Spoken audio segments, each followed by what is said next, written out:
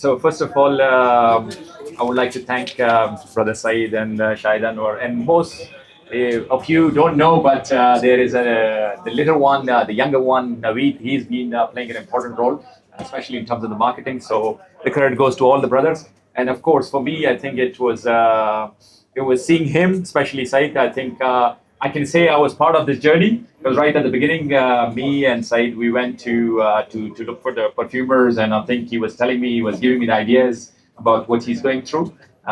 So I consider myself lucky in that sense, but I already knew that this guy is not going to stop, and especially.